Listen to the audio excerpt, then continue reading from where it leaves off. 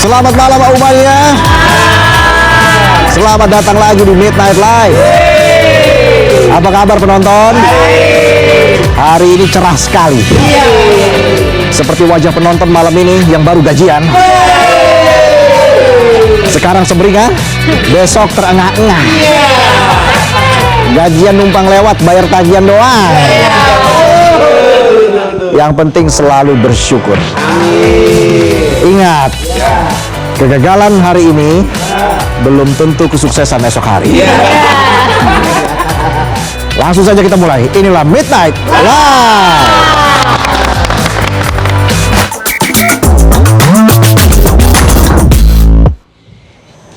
Berita malam ini kita akan bahas soal sebuah paradoks besar dalam soal pajak negara. Paradoks yang kalau dipikir-pikir kok bisa-bisanya kita ikhlas. Bayangin rakyat kecil dibebani pajak sampai ke struk belanja. Beli kopi kekinian dipajakin. Beli pakaian dipajakin. Beli kuota internet buat kirim lamaran juga dipajakin. Sementara itu ada oknum-oknum pengusaha alias cukong-cukong yang punya omzet triliunan rupiah malah menghindari pajak. Di satu sisi pemerintah sibuk menambal APBN yang bocor. Bukan bocor halus tapi udah bolong-bolong. Bukannya ditambal tapi cuma dipompa doang. Nah parahnya nambalnya pakai setoran pajak receh dari keringat rakyat. Di sisi lain uang negara menguap pelan-pelan. Bukan karena ekonomi dunia lagi demam atau karena bacotnya Donald Trump, tapi karena ada yang pinter ngeles bayar pajak. Jadi negara ini banyak ruginya, gak cuma dari luar tapi juga karena ulah orang nakal di dalam. Bayangin utang luar negeri Indonesia aja udah berapa triliun tuh. Nah, buat bayar utang, pajaknya masih dikemplang. Kalau yang ngemplang recehan mungkin nggak berasa. Lah ini sekali ngemplang triliunan.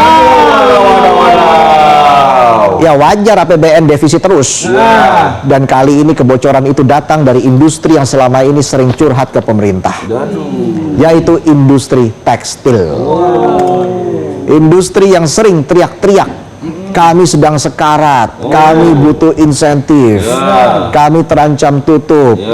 Tapi di saat yang sama ada omzet triliunan rupiah yang gak pernah mampir ke kas negara. Industri tekstil ini mirip kayak bapak-bapak di komplek yang tiap bulan kerjaannya nunggak bayar duit kas RT. Udah waktunya gajian, giliran dimintain setoran, bilangnya saya nggak bisa bayar dulu Pak RT, lagi seret Pak. Pas buka WA story-nya, posting staycation, posting raket padel baru. Susahnya tipu-tipu, bilangnya nggak ada duit, padahal emang dasarnya pelit. Jadi begini ceritanya begini. Pusat Pelaporan dan Analisis Transaksi Keuangan PPATK baru saja membongkar temuan dugaan penghindaran pajak di sektor perdagangan tekstil. Omzet yang disembunyikan menembus angka 12,49 triliun rupiah. Modusnya uang ditampung di rekening pribadi atau rekening karyawan, bukan rekening perusahaan. Dalam laporan capaian strategis 2025, PPATK menyebut sepanjang tahun lalu mereka menghasilkan 173 hasil analisis, 4 hasil pemeriksaan, dan 1 informasi strategis sektor fiskal. Nilai transaksinya bukan main-main. Main-main bukan. Angkanya menembus 934 triliun rupiah. 934 triliun rupiah, bos. Kalau penonton yang dapat duit segitu, terus disetor ke ATM, nah itu bahaya. Mungkin tidurnya udah kemiringan. Mimpi kali ya. Praktek penghindaran pajak di sektor tekstil ini jadi salah satu temuan yang paling mencolok. Jadi nggak cuma desas-desus di warung kopi, tapi beneran serius masuk laporan resmi. Tapi di sini ada satu kalimat kunci yang bikin kita bertingi-tingi, bertanya-tanya. perusahaan tekstil mana yang terlibat? Nah, itu dia tuh. Karena sampai sekarang PPATK belum juga merinci, nama-namanya masih tersembunyi. Ibarat film, spoiler udah nyebar, tapi tokoh utamanya nggak dimunculin di layar. Penonton cuma ngerti alurnya tapi nggak tahu siapa aktornya. Padahal angka duit dari pengemplangan pajaknya sudah disebut, modusnya sudah diungkap, tapi kenapa nama-namanya masih disimpan rapat-rapat? Apa tuh? Jangan-jangan, jangan-jangan, jangan-jangan, jangan-jangan. Iya. Matanya di zoom in, zoom out. Sudah lah ya, mending kita geser ke soal modusnya. Jadi duit 12,49 triliun itu ditransfer ke rekening karyawan. Secara nggak langsung, modus ini nggak cuma soal menghindari pajak, tapi juga menyentuh wilayah tindak pidana pencucian uang alias money laundry. Uang hasil begal pajak masuk ke rekening pribadi dan nggak tercatat sebagai omzet perusahaan. Bagi negara jelas ini mimpi buruk, bagi perusahaan nakal ini surga fiskal. Praktek seperti ini sering disebut sebagai shadow economy atau ekonomi bayangan. Kalau penonton di bawah bayang-bayang atasan. Sekarang pertanyaannya, siapa yang menanggung akibatnya? Siapa tuh? Jelas bukan pengusaha tekstil, bukan juga elit korporasi. Yang menanggung ya rakyat lagi. Beli bensin kena pajak, beli gas melon kena pajak, semua dipajakin. Tapi ada satu transaksi yang nggak pernah kena pajak. Tahu nggak penonton? Satu transaksi yang nggak pernah kena pajak adalah beli suara pas pemilu.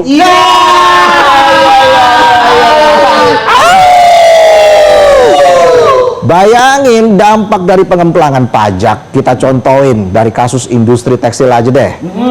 Jadi ada 12,49 triliun rupiah disembunyikan alias nggak disetor ke negara.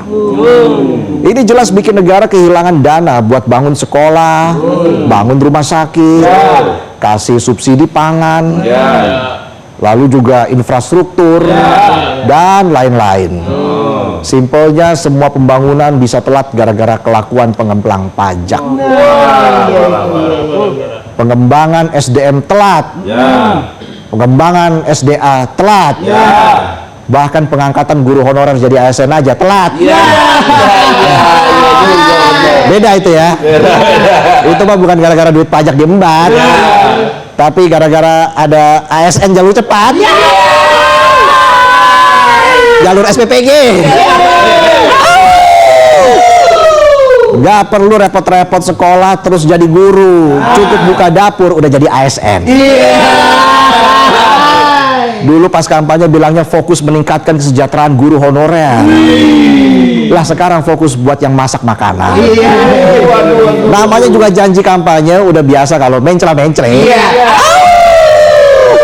Balik lagi soal industri tekstil. Jadi industri tekstil di Indonesia selama bertahun-tahun ini ngeluh mulu. Mereka bilang kalah saing, alasannya macem-macem. Ada yang karena digempur produk impor ilegal. Ada juga yang bilang karena marak thrifting. Mereka teriak soal margin tipis, pekerja di PHK, dan kebijakan pajak membuat mereka sekarat. Asosiasi Pertekstilan Indonesia bahkan minta pemerintah menunda kenaikan PPN karena takut daya saing turun dan impor ilegal makin merajalela. Narasinya gitu-gitu aja. Intinya industri tekstil jadi korban, perlu perlindungan dan butuh keringanan soal perpajakan. Tapi sekarang justru terungkap ada pemain tekstil yang lihai ngeles dari pajak. Kasus tekstil ini bukan anomali. Ini hanya satu episode dari serial panjang kebocoran pajak dalam negeri. Dan potensi pendapatan negara menguap akibat ketidakpatuhan pajak yang bisa mencapai puluhan hingga ratusan triliun rupiah. Artinya negara ini bukan kekurangan uang, negara ini kekurangan kepatuhan dan keberanian. Kalau udah ngomong kepatuhan di sini emang agak susah. Jangankan patuh pajak, patuh aturan aja susah. Tapi kalau soal berani, saya yakin di sini orangnya nekat dan banyak akal. Aturannya bilang ikut konstitusi, yang terjadi konstitusi dikadali. Di sisi lain, Direktorat Jenderal Pajak mencatat upaya penagihan terhadap ratusan penunggang pajak besar, menghasilkan ratusan triliun rupiah. Di satu sisi bisa dibilang itu kerja bagus, di sisi lain itu menggambarkan bahwa pengemplang pajak jelas jadi masalah serius. Tapi urusan pajak dan pengemplang pajak bukan cuma urusan fiskal, tapi juga soal keadilan sosial. Rakyat jelas nggak asing sama istilah tax amnesty atau pengampunan pajak. Program pengampunan dari pemerintah kepada wajib pajak berupa penghapusan pajak terutang, sanksi administrasi, dan sanksi pidana perpajakan. Nah, program ini memungkinkan wajib pajak melaporkan harta tersembunyi, baik yang tersembunyi di luar negeri, di dalam negeri, di balik batu, di balik batu ada udang, di mana aja dah. Lalu membayar uang tebusan tertentu buat lunasi tunggakan pajak tanpa denda. Tujuannya buat meningkatkan kepatuhan dan penerimaan negara. Di Indonesia, tax amnesty sudah berkali-kali dilakukan sejak zaman Presiden Soekarno sampai Joko Widodo. Di zaman Soekarno, tax amnesty diterapkan sekali pada tahun 1964. Di era Soeharto juga sekali pada tahun 1984. Di era SBY namanya berubah jadi sunset policy. Bedanya sunset policy cuma hapus sanksi denda tanpa mengampuni pokok pajak. Kebijakan ini diterapkan sekali pada akhir 2008 hingga awal 2009. Lalu tax amnesty kembali diterapkan di era Joko Widodo bukan sekali tapi 2 kali. Padahal tax amnesty jilid 1 yang diterapkan pada 2016 banyak dikritik ekonom karena nggak efektif. Forum Indonesia untuk Transparansi Anggaran atau Seknas Fitra saat itu bilang, alih-alih menarik kembali dana WNI di luar negeri, tax amnesty malah menyasar ke wajib pajak dalam negeri dari mulai UMKM sampai pensiunan. Jadi bisa dikatakan jika program ini diberlakukan lagi, maka akan berpotensi nggak efektif dan cenderung memberikan karpet merah bagi pengemplang pajak. Sudah diwanti-wanti, bukannya berhenti, malah bikin lagi. Tax amnesty jilid 2 yang diterapkan tahun 2022. Emang Pak Jokowi ini baik hatinya, baik buat pengusaha. 2 periode, 2 kali tax amnesty. Itu kalau jadi 3 periode bisa 3 kali tax amnesty. Untungnya enggak. Iya apa enggak sih? Kemudian pemerintahan berganti dan sempat ada wacana tax amnesty jilid 3 pada 2025 lalu. Meski banyak yang menolak, tapi nggak sedikit juga yang mendukung. Tapi untungnya Menkeu Purbaya menolak penerapan tax amnesty jilid 3. Ya, syukurlah ditolak, karena pengampunan pajak justru bisa jadi hadiah buat tukang ngemplang. Sementara rakyat disuruh nutup pendapatan yang kurang. Itu dia. Udah gajinya kurang buat nutup kebutuhan hidup, masih juga dibebani nutup kekurangan pendapatan negara. Ujung-ujungnya selfie sama KTP. Hobinya penonton itu. Tax amnesty simpelnya gini, misalnya nih lo jalan-jalan sama gebetan, terus pas lagi jalan-jalan gebetan lo dijamret, lo kejar tuh jamretnya, pas lo kejar jamretnya kejedot portal, tapi pas lapor ke aparat bukannya jamretnya ditahan, tapi lo yang jadi tersangka. Jadi dijafur saya. Balik lagi soal pengemplang pajak, jadi ngurusin pengemplang pajak ini nggak gampang. Harus ada sinergi dan kolaborasi yang apik antar lembaga. PPATK nggak bisa kerja sendiri, mereka cuma menganalisis transaksi mencurigakan. Baru ditindak sama Direktorat Jenderal Pajak.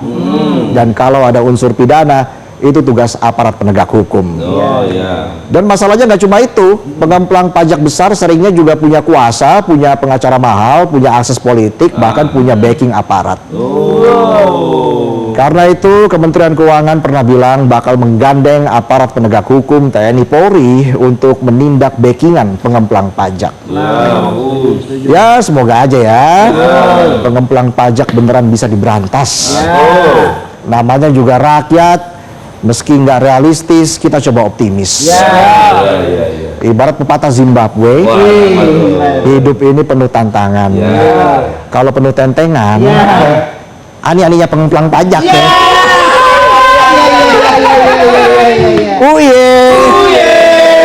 Indonesia bukan satu-satunya yang menghadapi masalah ini, tapi Indonesia punya tantangan ekstra.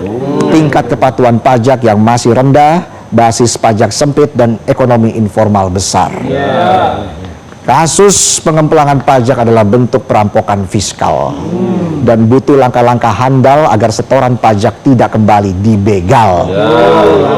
Kasus ini bukan soal angka, ini soal moral ekonomi bangsa. Jika cukong-cukong pengemplang pajak terus untung, maka jangan salahkan stigma yang jujur buntung, yang caur untung. Ingat, pengemplang pajak nggak cuma pelanggar administratif, mereka itu perampok hak publik, perampok masa depan anak-anak bangsa, dan perampok legitimasi negara. Tanpa keberanian politik buat menyebut nama, menindak dengan segera, dan menghentikan kompromi dengan cukong bermasalah, skandal 12,49 triliun rupiah hari ini hanya akan jadi menu pembuka bagi kebocoran anggaran yang jauh lebih besar di masa depan. Jika pengemplang pajak terus dilindungi oleh kekuasaan, maka jangan heran jika pendapatan pajak runtuh pelan-pelan. Pelayanan cuma jadi slogan dan rakyat kehilangan kepercayaan. Itulah tadi sajian pembuka kami di Midnight Live. Dan kami akan kembali dengan sejumlah informasi lain. Hari ini juga kita punya bintang tamu Faith akan hadir. Jadi jangan kemana-mana Aumania, tetaplah di Midnight Live. Jelajahi cara baru mendapatkan informasi. Download Metro TV Extend sekarang.